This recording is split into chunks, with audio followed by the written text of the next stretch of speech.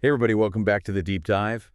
Oh, Today we're going to be going in depth with Rabbi Ravel's book, Close Encounters of the Alzheimer Kind. okay. Yeah. And we're really excited about this one.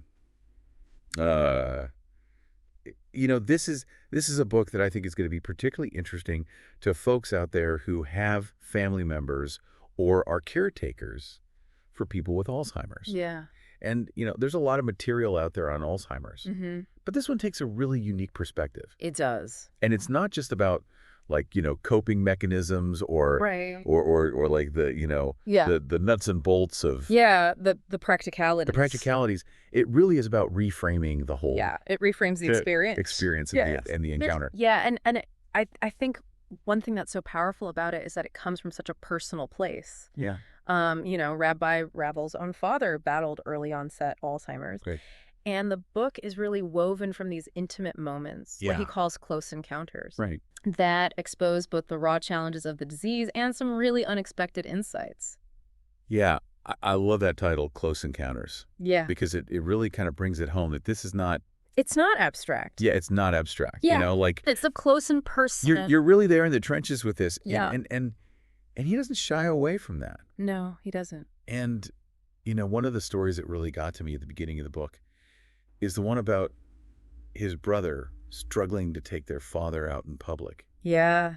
It's a tough one. And it's so heartbreaking because you see how unpredictable the disease can be Yeah. and the emotional toll that it takes on everybody involved. It's a good illustration of how Alzheimer's doesn't just affect the individual. Right. It ripples outward. It Sure. impacts the whole family. Absolutely. And it also, I think, forces us to confront some of those often unspoken Right. societal expectations about what's considered presentable, Absolutely. especially as we age. Yeah.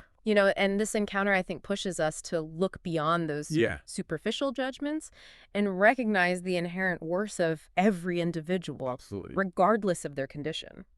Yeah, and it's so easy to get caught up in those expectations, isn't it? Oh, it is. Like, what's normal, what's, Mhm. acceptable, Right. eh, That should be. what should be. It's Yeah. like, yeah, no, this is a human being in front of us, and Right. we need to look beyond that. Absolutely. And then there's that powerful reflection on the saying, Yeah. better in bad company than alone, Yes. which he turns completely on its head when it comes to caring for someone with Alzheimer's. It's true. And it's like, wait a minute, what are we even talking about here? Yeah, because when you think about it, Yeah. the question becomes, who are we to decide what constitutes bad company? Right. If we only see the limitations imposed by Alzheimer's, Yeah. then sure, that company might seem undesirable. But Rabbi Ravel urges us to see it differently. Yeah. He talks about the immense, though challenging, opportunity for connection and growth within these relationships. Yeah.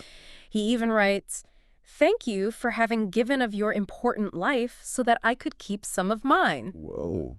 It's a powerful statement. Yeah. It really makes you stop and think about, the sacrifices involved in caregiving. Yeah. And the profound bond that can emerge Yeah. from that shared experience. Absolutely. And he doesn't shy away from the difficulty of it, Yeah.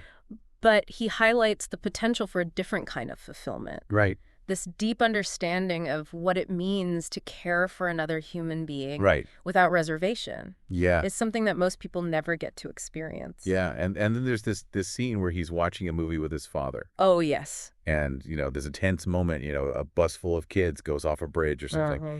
And his father has this incredibly visceral reaction. He does. And it's like, in that moment, what's so fascinating is Rabbi Ravel's observation Yes. that, Yeah. his father is experiencing this as pure reality Yeah. without the filter of past or future, Right. without that kind of intellectual distance. It's just the now. It's just now. Yeah. And it prompts us to examine our own relationship Yeah. with the present moment. Absolutely. We talk about living in the now, Yeah. but here's somebody seemingly living it by necessity, not by choice. Exactly. And it raises some really profound questions It does. about perception and what we consider normal. It really challenges our assumptions. Yeah, it's Yeah. like he's stumbled into this, back door to mindfulness. Right. Like this state that we strive for. Yeah. But here it is. Brought on by the disease. Yeah, and it really makes you question Yes. everything you thought you knew about Yeah. experiencing the world It does. and how we frame Yeah. reality. Totally. Yeah. Absolutely. So Yeah. it's a fascinating starting point. It is, and this leads us to kind of the heart of Rabbi Ravel's argument, Okay. a concept that might seem radical at first, Okay. that Alzheimer's, when viewed through a spiritual lens, can actually be seen as a form of spiritual mastery. Okay, now that's really intriguing. Yeah. So how does he get there? Well, this is where his background in Kabbalah comes in. Okay. For those unfamiliar, Kabbalah is a mystical tradition within Judaism that explores the hidden meaning of the scriptures and the nature of reality. Okay. And Rabbi Ravel introduces this idea of yesh mein, Okay. a Kabbalistic concept suggesting that God is constantly creating the world anew in every single moment. So it's like a continuous act of creation. Exactly. But how does that connect to Alzheimer's? That's the brilliant part. Okay. Rabbi Ravel draws a parallel between this divine act of creation and the way someone with Alzheimer's experiences reality. Okay. They seem unburdened by the weight of past and future, constantly inhabiting this state of something from nothing. Right. Mirroring, in a way, this divine process. So instead of viewing Alzheimer's as this kind of tragic decline, this loss of self, Yeah. he's suggesting it could be a shift to a different state of being. Yes. One that's maybe even closer to a fundamental truth about existence. Exactly. And this challenges our whole definition of normal, doesn't it? Yeah. Who are we to say that our way of experiencing the world bogged down by memories and anxieties Right. is superior to the pure present moment awareness that someone with Alzheimer's might be experiencing? It's a completely different way of looking at things, that's for sure. It is. It makes me think about those moments with Rabbi Ravel's father. You know, his intense reaction to the movie, Yeah. his presence in each encounter. Yes. What if those aren't just symptoms of the disease, but glimpses into a different way of being in the world? That's precisely the invitation Rabbi Ravel extends to us. Okay. He doesn't deny the suffering Alzheimer's causes. He experienced it firsthand. Right. But he's urging us to consider the possibility that there's something more here. Something we might not fully grasp. Yeah. Maybe there's a spiritual purpose unfolding in ways we can't even imagine. And he even suggests that his father in this altered state might be fulfilling a spiritual mission. He does. He How? contemplates the idea that his father needing constant care and attention Right. is actually prompting everyone around him to act with more love, compassion, and selflessness than they might otherwise. Okay. It's a difficult concept, Yeah. but it opens up a whole new way of thinking about suffering and the meaning we find in life. He's suggesting that even though this disease takes so much away, Yes. it can also reveal something profound Yeah, about life, about Yeah. connection, and about the potential for spiritual growth. exactly. Not just for the person with Alzheimer's, Right. but for those caring for them as well. Yes. Beautiful. Yeah, it's a profound shift in perspective, isn't it? And I think for those of us who have loved ones facing Alzheimer's, you know, Rabbi Ravel offers some really valuable takeaways. Yeah, I was wondering about it's one thing to analyze these ideas, but, how do we actually apply them? Right. What does this all mean for those of us, grappling with the realities of Alzheimer's day in and day out? Well, first and foremost, I think he encourages us to approach these relationships with open hearts and minds, Okay. to look beyond the surface symptoms, memory loss, the confusion, Yeah. and really try to connect with the personhood that's still there Yeah. beneath it all.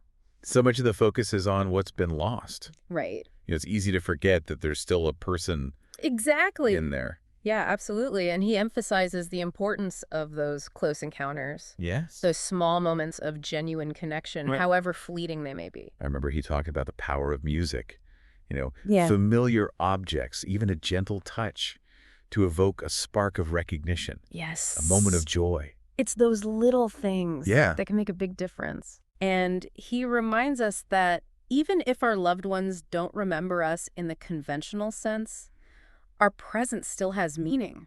Right. We can still offer comfort, love, and dignity. Yeah. Those things never lose their value. He also makes a point of reminding caregivers to take care of themselves. Yes, absolutely. Which I think is so important. He does. It's easy to get, lost in the demands of caregiving and Mhm. forget about your own needs. Absolutely. He acknowledges the incredible emotional and physical toll Yeah. that caring for someone with Alzheimer's can take. Right. And he encourages us to seek out support networks, set healthy boundaries, Yes. and prioritize our own well-being. You can't pour from an empty cup. Exactly. Right. Self-care is not selfish, it's essential.